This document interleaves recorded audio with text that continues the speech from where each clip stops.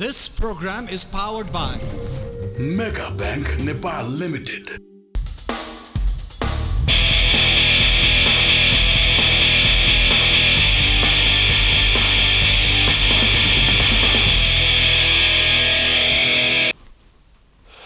नमस्कार, प्राइम संवादमा हार्दिक स्वागत छ। म दृष्टिवाणी धिताल।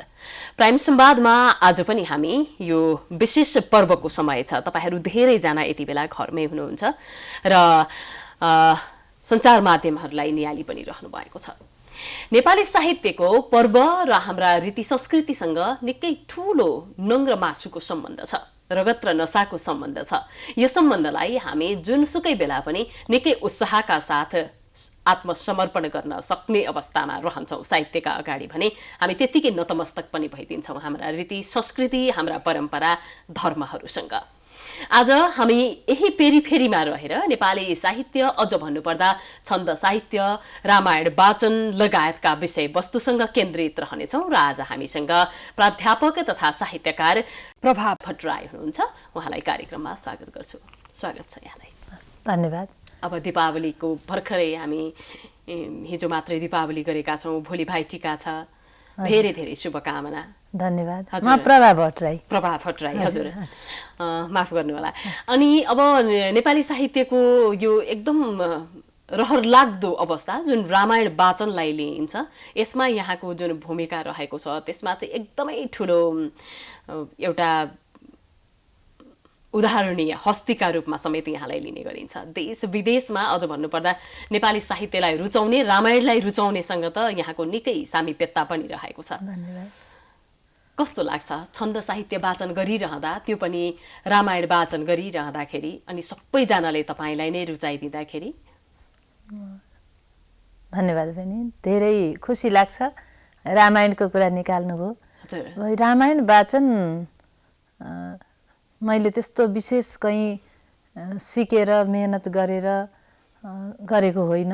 रामायण सुन्दै हुर्केकी हुँ म। आदिकवि भानुभक्त आचार्यको जन्मस्थलमा त्यो पुरै रामायणमय छ। खोला पाखा पखेरा त्यहाँका सबै उमेरका मान्छेहरू रामायण नै त्यहाँको हतियार जस्तो छ। सबैजनाले रामायण नै लिएरै हिँड्नुहुन्छ जहाँसुकै हिँड्दा। त्यसैले खुसी लाग्छ देश विदेशमा रहनुहुने सबैजनाले त्यो रामायणको जुन कदर गर्नुहुन्छ त्यसको लागि खुसी लाग्छ। आफ्ना पुर्खाको पनि कदर हो र आफ्नो बाल्यपनको सम्झना आउँछ मलाई सानो बच्चा बेलामा रामायण पढ्दै हिँडेको। खुसी लाग्छ। अब लेखनाथ पौड्यालदेखि लिएर भानुभक्त आचार्यसम्मको विरासतबाट यहाँको साहित्य संसार चाहिँ सुरु भएको छ भनिन्छ। यो सबै भइरहँदा जुन किसिमले आफ्ना अग्रजहरू, आफ्ना पुर्खाहरू चाहिँ त्यहाँबाट आउनु भएको हुन्छ अनि पछिल्लो पुस्ता त्यसैसँग आउँदाखेरि चाहिँ कति गाह्रो, कति अप्ठ्यारो, कति चुनौतीपूर्ण हुने रहेछ साहित्य संसारमा अगाडि बढ्नलाई? पहिलो कुरा त आफ्ना पूर्वजहरूको बाटोमा हिँड्नु भनेको अलिकति सजिलो कुरा पनि हो र यो छन्द साहित्य अहिलेसम्म पनि जस्तै हाम्रो कक्षा 1-2 देखिको 10 कक्षासम्मको स्कुलहरूको पाठ्यक्रममा छन्दकै कविताहरूलाई धेरै राखिएको छ र यहाँकै धेरै रहेका छन्। साहित्यमा यहाँको योगदान निकै नै रहेको छ। हजुर। अनि हाम्रो नानीहरूले के भन्ठान्छ, हामी पनि त्यही भन्ठान्थ्यौँ, कविता भनेको छन्दमै हुनुपर्छ, लयमै हुनुपर्छ भन्ने। किनभने केटाकेटी बेलामा त्यही सुनियो। त्यसैले छन्द चाहिँ अलिकति वाचन गर्दाखेरि त्यसको एउटा गीतिमयता भनौँ न, अलिकति झङ्कार हुन्छ, लय हुन्छ, त्यसले मनलाई प्रसन्न बनाउँछ, गीत जस्तो गुनगुनाउन मिल्छ, छिट्टो स्मरणमा आइहाल्छ, छिट्टो सम्झिन सकिन्छ। त्यसकारण यो छन्द कविताहरू चाहिँ केटाकेटीको बिचमा धेरै लोकप्रिय छ। अहिले पनि नानीहरू कविता भन्यो भने त्यही बुझ्छन् र हामी पनि 40 वर्ष अगाडि 45 वर्ष अगाडि त्यही छन्द भनेकै कविता होला भन्ने बुझ्थ्यौँ। हजुर हजुर। र अब रामायण नसुनिकन त आजको कार्यक्रमको औचित्य नै रहँदैन। हामीले जतिसम्म यहाँका रामायण सुनेका छौँ, आज रामायणको एउटा श्लोक थोरै हाम्रा दर्शकका लागि। हस्, रामायणको पहिलो श्लोक। हजुर। एक दिन नारद सत्य लोक पुगी गया, लोकको गरौँ हित भनी, ब्रह्मा ताही थिया पर्या चरणमा, खुसी गराया पनि। क्या सोध्छौ तिमी सोध भन्छु म भनी, मर्जी भए थियो जसै, ब्रह्माको करुणा बुझ्यार ऋषिले, बिन्ती गर्यायो तसै। रामायण सम्झिने अवसर दिनुभयो, धन्यवाद। हजुर, जुन किसिमले यहाँले वाचन गर्नुभएको छ त्यो निकै नै सुनिरहँ लाग्ने होइन। यो सबैजनाले भनेको कुरा हो, फेरि मैले आज दोहोऱ्याएँ। अब नेपाली साहित्यमा छन्द साहित्यको पछिल्लो प्रभावलाई हेर्ने हो भने अब छन्द धेरै कम मात्रामा लेख्न थालियो भन्नेको एउटा लहर छ। जे लेख्दाखेरि सजिलो हुन्छ, जे लेख्दाखेरि समाजका कुराहरू लेख्न सकिन्छ, जसरी लेख्दाखेरि भनौँ अझ भन्नुपर्दा त्यो चाहिँ साहित्य हो भन्ने खालको एउटा जमात पनि सुरु भइसकेको छ। छन्द पढ्नलाई गाह्रो छ, छन्द लेख्नलाई गाह्रो छ भन्ने खालको एउटा जमात छँदैछ नेपाली साहित्य जगतमा। यस्तो बेलामा छन्द जोगाउन, छन्दलाई अझै विकसित बनाउन कतिको चुनौतीपूर्ण छ? धन्यवाद। चुनौतीपूर्ण छ, तर अहिले भन्दा पनि झन्डै 20-25 वर्ष अगाडि जति बेलामा भर्खर कवितामा आएकी थिएँ, कविता लेख्न एसएलसी पास गरेर पद्मकन्या क्याम्पस पढ्न काठमाडौँ आएकी थिएँ, त्यति बेला चाहिँ छन्द एकदमै हेपिएको थियो। र मैले पद्मकन्यामा पढ्दा मेरो साथीहरूले लाज मान्थे, यसले त भाका मिलाएर कविता पढ्छे, अब कस्तो भर्खर गाउँबाट आए जस्तो। यो भाका मिलाएको कविता भनेको त्यति बेला स्तरीय कविता होइन जस्तो, अनि अलिकति त्यस्तै संस्कृत पढेका पण्डितहरूले मात्रै गाउँछन् भने जस्तो अलिकति हेपिएको जस्तो थियो। तर त्यति बेला पनि मैले छोडिनँ। अब अहिलेको समयमा छन्दको पुनर्जागरण भन्छु म यसलाई। एक प्रकारले फेरि छन्दको लहर फेरि उठेको छ, फेरि छन्दमा श्रद्धा, फेरि छन्दलाई माया गर्न थालिएको छ।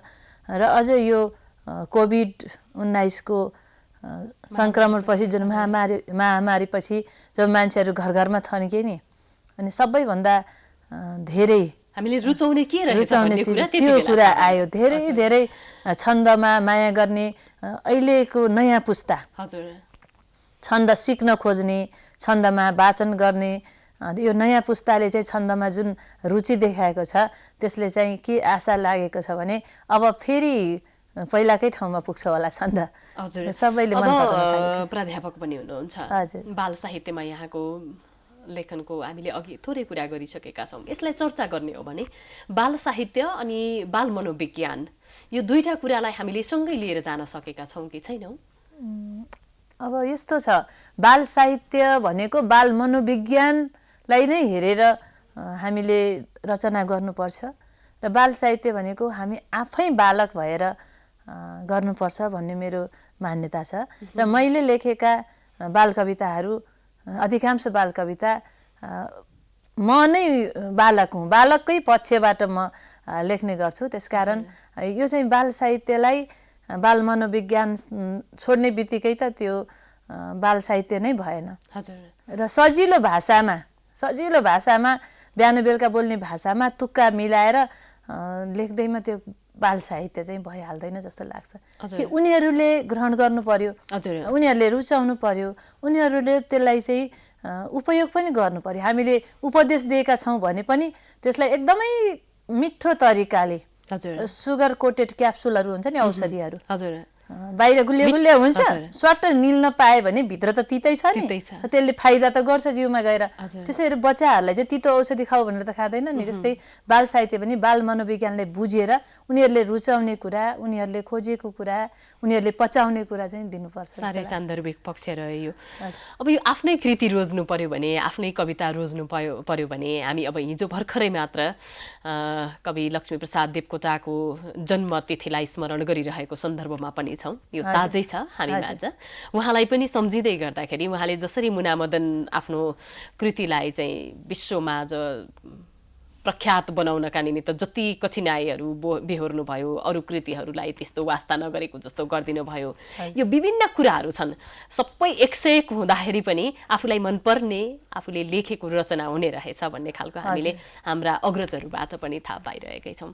यहाँलाई चाहिँ आफ्नो कृतिमा, आफ्नो लेखनमा असाध्यै मन परेको कविता अथवा केही हामीलाई सुनाउन आज आग्रह गर्दछु। धन्यवाद बहिनी।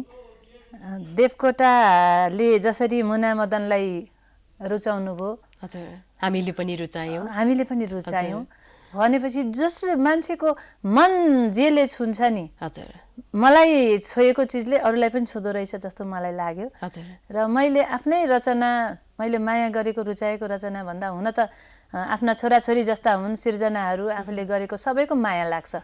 स्तर के छ भन्न सकिँदैन, राम्रा छन् कि छैनन् थाहा छैन, तर आफ्नो छोराछोरी सबैलाई राम्रो लाग्छ। छोराछोरी आफ्नो राम्रो, बाली अर्काको राम्रो भन्ने हाम्रो उखान पनि छ। त्यसैले यी जम्मै सिर्जनाहरू मेरा छोराछोरी जस्ता हुन्। केही पुग नपुग होला, तलमाथि होला, तर माया चाहिँ लाग्छ। त्यसमा पनि धेरैजनाले रुचाएको आमा कविता चाहिँ मलाई आफूलाई पनि आत्मतृप्ति एक प्रकारले यो लेखिसकेपछि ल अब लेख्ने बाँकी छैन जस्तो गरेर त्यो कविता टुङ्गिने धेरै कविताहरू त्यसरी टुङ्गिँदैन। यस पर्वका अवसरमा हामी आफ्ना आमालाई पनि सम्झिन्छौँ यसै बहानामा। हजुर हजुर, हस् प्लिज। आमा कविता। आमा दृष्टि खुलाउने हृदयको स्वर्गीय झङ्कार हुन्, रच्ने सिर्जना बागयो झिलिमिली आमा कलाकार हुन्। आमा नै नभए हुँदैन रचना, आमा बिना के छ र, आमाकै प्रिय कोखबाट जगमा जन्मे स्वयं ईश्वर। आफ्नो जीवन मृत्युको पनि कठै परवाह छोडिकन, सक्छिन् यत्न गरेर भर्न जननी निर्जीवमा जीवन। आफू जोखिममा परेर अरूको उद्धारको गर्छ र, आमा कर्मठ स्वार्थहीन जगकै स्रष्टा र संरक्षक। बाँड्छिन् सन्ततिमा बराबर गरी माया र श्रद्धा यिनी, छातीमा छहरा बगाई रसको सञ्चार गर्छिन् यिनी। जस्तै दुष्ट कपुतको पनि गर्छिन् भलो उत्तिकै, चाहे पुत्र कुपुत्र होस् जगतमा हुन्नन् कुमाता कतै। आमा छन् घरमा भने घर भयो सम्पन्न औ सुन्दर, आमाकै मृदु मोहमा रहरिलो स्वर्गीय आनन्द छ। आमाको महिमा नभई त कविले रोएर भन्दैनथे। मैले यहाँ राष्ट्रकविलाई सम्झेकी छु र राष्ट्रकविकै एक पंक्ति मैले लिएकी पनि छु यसमा। हार्दिक सम्मान, उहाँको प्रति पनि म हार्दिक श्रद्धा व्यक्त गर्छु कवि देवकोटासँगै। आमाको महिमा नभई त कविले रोएर भन्दैनथे, आमा बालक के नमार भगवान संसार भर्ने भए। अन्तिममा आमा हुन् ममतामयी सरिदई वात्सल्य की निर्झरी, जस्तै यत्न गरून् तथापि सहजै लाग्दैन आमा सरी। हुन्छन् शब्द अनेक यो जगतमा प्यारा र राम्रा, तर एउटै शब्द छ शब्दकोश भरिकै आमा आहा सुन्दर। एउटै शब्द छ शब्दकोश भरिकै आमा आहा सुन्दर। असाध्यै रोमाञ्चक, एकदमै शरीरका रौँहरू ठाडा हुने गरी आमाको प्रशंसा गर्नुभएको छ यहाँले। यो प्रशंसाको लागि सम्पूर्ण आमाहरूका लागि गर्नुभएको जुन प्रशंसा रहेको छ, महिमा रहेको छ, त्यसका लागि फेरि पनि सम्मान छ यहाँलाई। धन्यवाद। अब नेपाली साहित्यमा जुन किसिमको यहाँले विरासत प्राप्त गर्नुभएको छ, आफ्ना अग्रजहरू नेपाली साहित्यका एकदमै ठुला धरोहर पनि हुनुहुन्थ्यो, भानुभक्त आचार्य, शिरोमणि लेखनाथ पौडेल, होइन? उहाँहरूको प्रभावमा उहाँहरूको हामी जेनेटिक भन्छौँ नि वंशाणुगत गुणबाट यहाँ अगाडि बढ्दै जानुभयो। अहिलेको नेपाली साहित्यलाई हेर्दाखेरि र पहिला आफ्ना अग्रजहरूले सिन्चिएको जुन साहित्य संसार छ, जुन हामीले साहित्य धरा प्राप्त गरेका छौँ, त्यो धरामा पछिल्लो साहित्यलाई हेर्दाखेरि चाहिँ कस्तो अनुभूति हुन्छ? वास्तवमा भानुभक्त आचार्य, लेखनाथ पौडेल, लक्ष्मीप्रसाद देवकोटा, माधव घिमिरे मेरा प्रेरणाका स्रोत पनि हुनुहुन्छ र नेपाली साहित्यको खम्बा भन्छु म, एकदम बलियो खम्बा। यसैबाट चाहिँ उठेको छ नेपाली साहित्य। र अहिले भानुभक्तकै भाषामा हामी नलेखौँला, 200 वर्षभन्दा बढी पुरानो भइसक्यो। भाषा त परिवर्तन भइरहने चिज हो, जीवित चिज हो। तैपनि हामीलाई भानुभक्तले लेखेको भाषा मिठो लाग्छ र हामी यो रहेछौँ, हाम्रो पहिचान यो रहेछ, हाम्रो भाषा यसरी अहिलेसम्मको स्थितिमा आएको रहेछ भन्ने बुझ्छौँ। लेखनाथ पौडेलले जे उपदेशहरू दिनुभयो, जति मिठा शास्त्रीय श्लोकहरू, नैतिक दृष्टान्तहरू दिनुभयो, त्यो अहिले पनि पुरानो भएको छैन। छोटो बढेपछि भारी, फुर्ती ढाँचा बढाउँछ, उर्लदो खहरे हेर कतिको गडगडाउँछ। यो चिज त 1000 वर्षपछि पनि तपाईँ हेर्नुहोस् जस्ताको तस्तै रहन्छ। दूरदृष्टि त्यसै कविलाई रवि नपुग्ने ठाउँमा पुग्छन् भनेर भनिएको छैन। हजुर, अब देवकोटाको त कुरै गर्नु छैन। देवकोटाले त एउटा मन्दिरै बनाइदिनु भयो। हाडहरूको सुन्दर खम्बा, मांसपिण्डको दिवार, मस्तिष्कको यो सुनको छाना, इन्द्रियहरूको द्वार, नसा नदीका तरल तरङ्ग, मन्दिर आफू अपार, कुन मन्दिरमा जान्छौ यात्री, कुन मन्दिरको द्वार। यसरी बिम्बहरू, अहिले हामी बिम्बको कुरा गर्छौँ, देवकोटाले यस्तो यस्तो बिम्बहरू दिनुभएको छ कि एकदमै चकित हुने खालको। कसरी आयो होला त्यो मनमा, उहाँले कसरी रचना गर्नुभयो होला। त्यति धेरै हुलमुल भनौँ न एक प्रकारले, घनघटा भन्नुभएको छ उहाँले। कालो निलो घनघटा बादलबाट बर्सिँदाखेरि त जे पनि बर्सिन्छ नि, र त्यो चिजहरू चाहिँ कसरी दिनुभयो होला देवकोटाले जस्तो लाग्छ हामीलाई। माधव घिमिरेलाई त म त देवकोटा र समको मिश्रण भन्छु, मिठो। उहाँ अर्कै चिज हुनुहुन्छ। हजुर, हामीले त्यही नेपाली साहित्यमा उहाँहरूको जुन स्थान पाएका छौँ, विश्वमा उहाँहरूलाई हामीले कसरी चाहिँ उहाँहरूका कृतिलाई अब पुर्याउन सक्छौँ, उहाँका कृतिहरू कसरी अनुवाद हुन्छन् भन्ने एउटा खालको प्रयत्न गर्नुपर्ने अवस्था पनि रहेको छ। अब नेपाली साहित्य जगतमा रहनुभएका सर्जकहरूलाई यो काँधमा गहिरो जिम्मेवारी छ भनेर भन्छु मैले भन्दै गर्दाखेरि, होइन?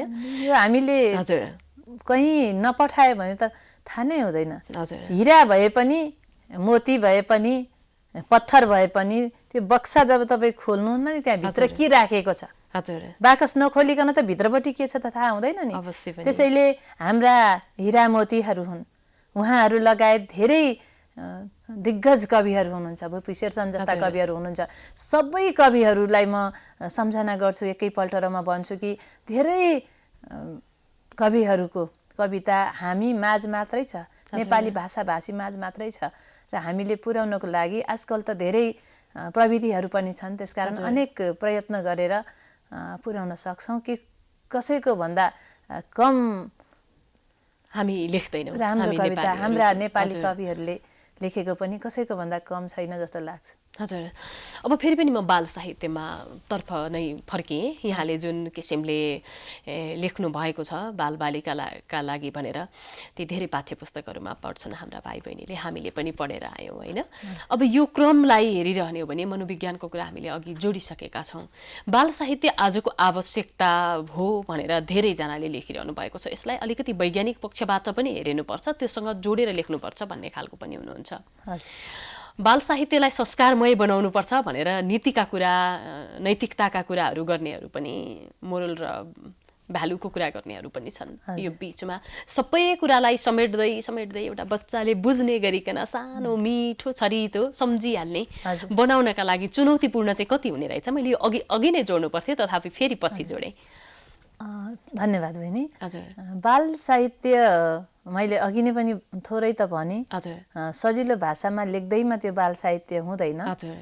बाल मनोविज्ञान पनि बुझ्नुपर्छ। हजुर। र अहिले हामी यो दुईटा पक्षहरू जुन छन् नि, एक पक्षले बच्चाहरूलाई बालबालिकालाई मनोरञ्जन मात्रै दिने हो हजुर भन्नुहुन्छ, अर्को पक्षले केटाकेटीलाई नैतिकताको सन्देश दिनुपर्छ भन्नुहुन्छ। र सिकाउनु पर्छ अवश्य, म पनि त्यो पक्षमा छु।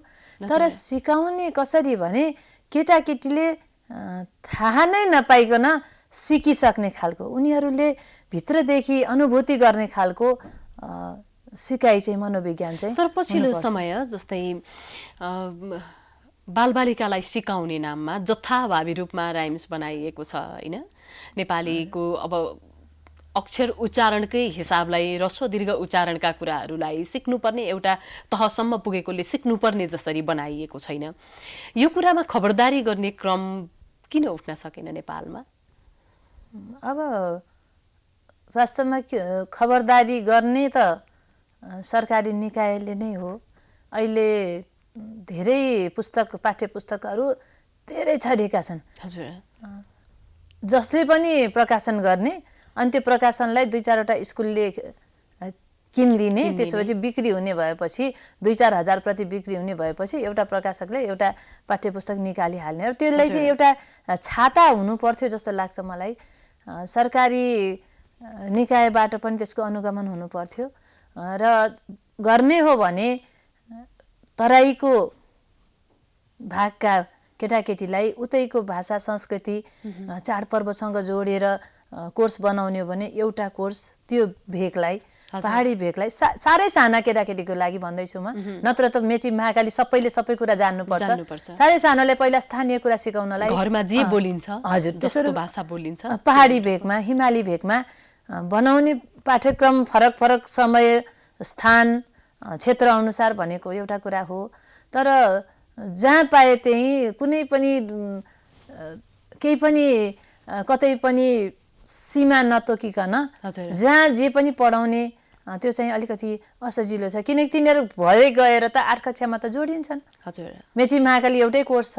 त्यसकारण यसरी कोर्स चाहिँ छरपष्ट गरेर जसले बनाएको पुस्तकहरू पनि पढाउने भन्दा सरकारी निकायले अनुगमन गर्नु पनि सकेको छैन। र आफ्ना आफ्ना रचनाहरू राखिदियो, यसो उसो गर्यो, अनि एउटा तयार गर्यो भने त्यो किसिमको अलि परिपाटी चाहिँ अलि राम्रो भएको छैन जस्तो मलाई लाग्छ। ज्ञान भनेको सबैलाई हुनुपर्ने हो। यदि छन्दको ज्ञान हामीसँग भएन भने हामी पुराना कविहरूको पनि कविताहरू अघि मैले भने जस्तो सबै छन्दमा छन्, पढ्न सक्दैनौँ।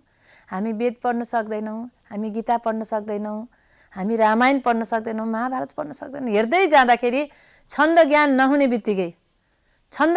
बित्तिकै हामीले धेरै कुरा चाहिँ त्यसको ज्ञानबाट हामी वञ्चित हुन्छौँ। त्यसकारण छन्द ज्ञान अत्यन्त आवश्यक छ। र यसको लागि अहिलेको समयमा केही कविहरू, प्राध्यापकहरू लागि पर्नु भएको छ। जस्तै डाक्टर रामप्रसाद गेवाली, डाक्टर देवी नेपाल, अनि म पनि सँगै छु। धेरैजना हामीसँग हुनुहुन्छ र हामी छन्द प्रशिक्षण गरेर, खास गरेर शिक्षकहरूलाई पहिला छन्दमा अलिकति राम्रो गर्नु पाएदेखि अनि विद्यार्थीहरूलाई चाहिँ उहाँहरूले सिकाउनुहुन्छ। सिधै विद्यार्थीकोमा पुग्न नसके पनि हामी शिक्षकहरू मार्फत छन्दको लागि हामी गइरहेका छौँ र विभिन्न ठाउँहरूमा, विभिन्न स्कुलहरूमा छन्द प्रशिक्षण गरिरहेका छौँ। र छन्दलाई शुद्धसँग, राम्रोसँग पढ्न सक्यो भने अघि मैले जे भने हाम्रा एकदमै ती सम्पत्तिहरू हुन्, पुराना सम्पत्तिहरू, त्यो सबै हामी पढ्न सक्छौँ। र केटाकेटी खुसी पनि हुन्छन्। लयमा गीत गाएको जस्तो गाउन पायो भने छिटो सिक्छन् पनि र खुसी पनि हुन्छन्। त्यसैले यो चिजलाई चाहिँ हामीले छन्दको प्रशिक्षणलाई र छन्दको प्रयोगलाई चाहिँ निरन्तरता दिनुपर्छ जस्तो मलाई लाग्छ। हस्, यहाँलाई धेरै धन्यवाद। यो चाडपर्वको समयमा समय निकालेर हामीलाई यो समय दिनुभयो, हार्दिक आभार। हस्, धन्यवाद।